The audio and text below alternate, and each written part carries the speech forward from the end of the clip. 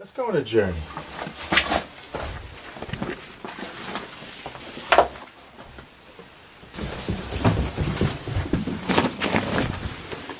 So a good place to start on any journey is from a place that you know. So good question to ask yourself on this journey that we're going to go on together here in the course of this blog is, where are you now? And I know, I'm just thinking about, what are we in? We're coming up for November.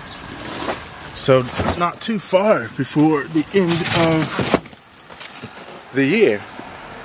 And so it's maybe a good time to take some stock on whatever goals that you had set for yourself this year. And then figure out, are you close to achieving everything that you wanted to achieve? Is there one little last push, if you put a little bit of effort into it now, that you could achieve that goal and be able to check that one off for the year? And then, as I like to do, if we do that, the sort of review about where you are now and start to focus on where it is that you want to go next. And I like to do this around the November, December time frame, so that, and I know this is going far out right now, but so that when January comes, you know, I hit that new year running.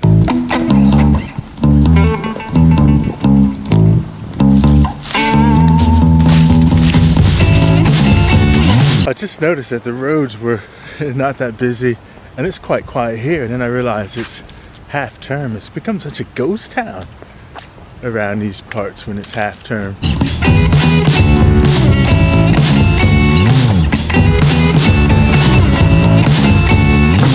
Of course, once you figure out where you are now, then you can turn your attention to where it is that you want to be, and then what's the gap in between those two. Then you know what to put your focus at.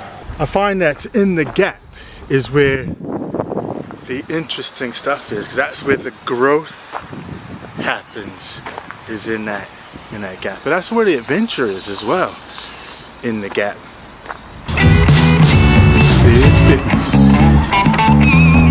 The cool thing is, once you've identified what's in the gap, you can then start to formulate a plan on how you're going to get to your endpoint. And just think about the things that may be blocking you. So what stops you from getting the thing that you want to get, and then identify those and clearly identify what those blockers are, because then you can do something about them.